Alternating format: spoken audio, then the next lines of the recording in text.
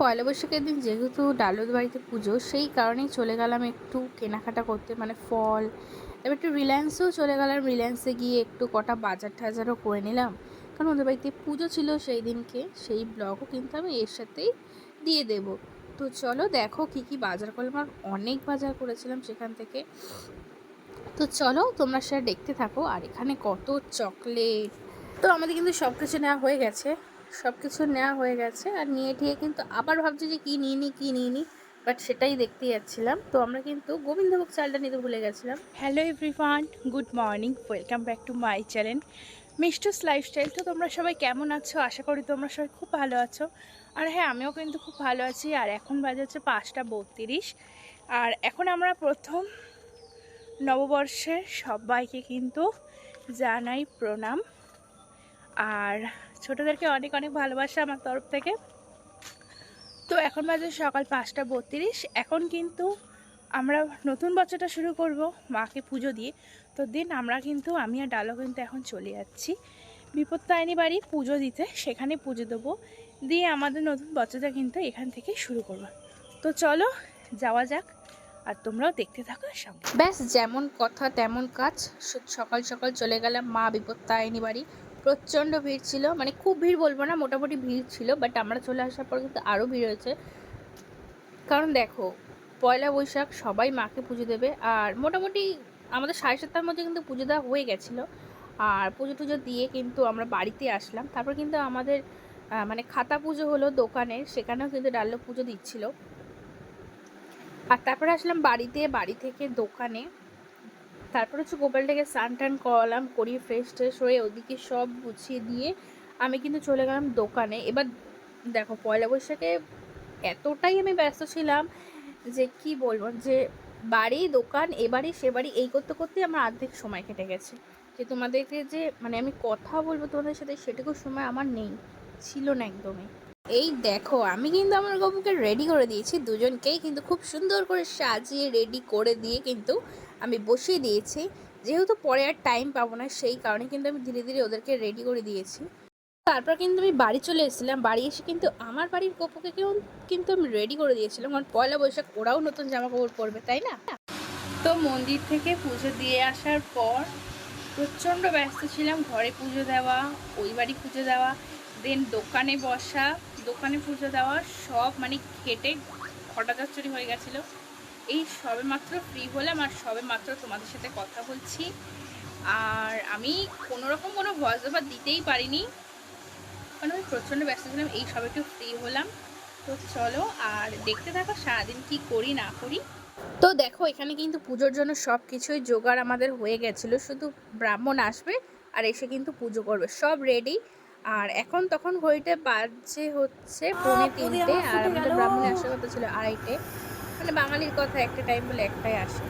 যাই হোক, তো চলো এখন হচ্ছে যজ্ঞের জন্য বেলপাতা। তো আমি কিন্তু এখানে চলে এসেছি, আর পুজোর সব জোগাড় জানতে কিন্তু আমার করা হয়ে গেছে। আর সবাই কিন্তু নতুন ড্রেস পরেছে, আর ডাল্লো কিন্তু নতুন ড্রেস পরেছে। ডাল্লো একটু আয়, দেখো ডাল্লো কিন্তু নতুন জামা প্যান্ট পরে একদম রেডি সেডি।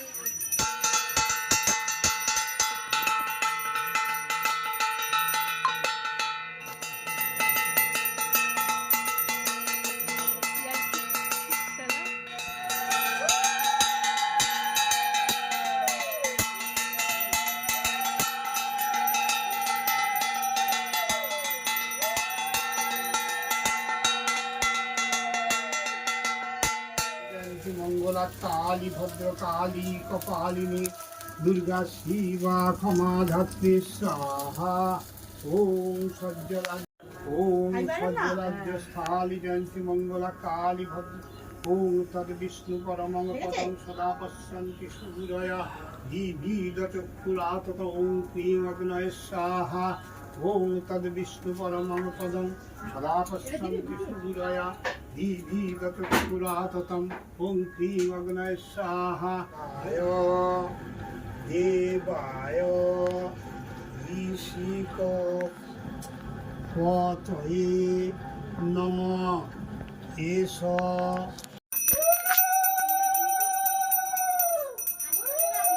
গোপাল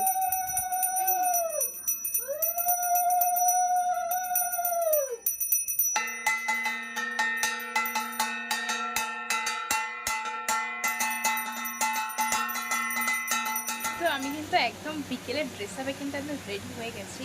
আর এতটাই ব্যস্ত আছি, একটু সবাই আসে প্রসাদ দিতে হচ্ছে, সেই কারণে ব্লগটা আমি সেভাবে কন্টিনিউ করতে পারছি না। তো চলো যতটা পারছি ততটা দেখাচ্ছি। আজকে প্রচণ্ড গরম পড়েছে, পুরো আমার মুখ দেখো পুরো ঘামিয়ে গেছে। তো চলো একটু ঠাকুরের ওখানে দেখিয়ে নিয়ে আসি। তো আমাদের বাড়িতে কিন্তু লোকজন আসা শুরু হয়ে গেছিলো। এখানে কিন্তু আমার শাশুড়ি কিন্তু রান্না করছিল কাশ্মীরি আলুর দম, ফ্রায়েড রাইস, চাটনি, পায়েস, মিষ্টি সব হচ্ছিল। এখানে রান্না আমার প্রস্তুতি পর্ব চলছিল। দেন আমি আর ডালও কিন্তু চলে গেলাম একটু ভবেশদার বাড়িতে, কারণ ওখানে কিন্তু আজকে ভবেশদার নতুন দোকানটা ওপেনিং হয়েছে, সেখানেই চলে গেলাম। আর এখানে কত খাবার দাবার। তো এই সবে কিন্তু আমি এখন ফ্রি হলাম, আর বাইরে কিন্তু এখন খাওয়া দাওয়া হচ্ছে। আর এখানে হচ্ছে আমি সব বোনেরা কিন্তু এখন বসে আড্ডা মারছি, মানে অনেকদিন পর দেখা হলে যা হয় ওইটাই হচ্ছে। আর বাইরে খাওয়া দাওয়া হচ্ছে, তো চলো দেখা যাক বাইরে রেসিপিটা কি আছে। তো তারপরে কিন্তু রাত্রিবেলা সবাই কিন্তু খাওয়া দাওয়া করলো। আর একসাথে খাওয়া দাওয়া করতে কার না ভালো লাগে বলো, সবারই কিন্তু ভালো লাগে। এখানে মাসিরা সবাই কিন্তু খাওয়া দাওয়া করে। লাস্টে আমি শুধু একটু খিচুড়ি ভোগ আর একটু পায়েস খেয়েছি। আর দেন তারপরে কিন্তু রাত্রিবেলা আবার মাসিদেরকে দিয়ে আসতে হলো। আর এখানে দেখো আমার বিয়ে নিয়ে আলোচনা হচ্ছে, কি পরবো, কবে কি হবে, কি খাওয়া দাওয়া হবে, কি ড্রেস আপ হবে, সব নিয়ে কিন্তু আলোচনা হচ্ছে। মানে সবাই একসাথে থাকলে যা হয়। দেন তারপর কিন্তু সবাই খাওয়া দাওয়া করলো। খাওয়া দাওয়া করে কিন্তু সবাই কিন্তু বাড়ির দিকে একটু রওনা দিল। দেওয়ার পর কিন্তু আমি আমার বোনদেরকে দিয়ে আসলাম বাড়িতে স্কুটি করে। তো যাই হোক, আমার ভিডিওটা ভালো লাগলে please like, comment, share, subscribe করে দিও। তো চলো আবার তোমাদের সাথে নতুন কোনো ব্লগে দেখা হচ্ছে। তো চলো বাই।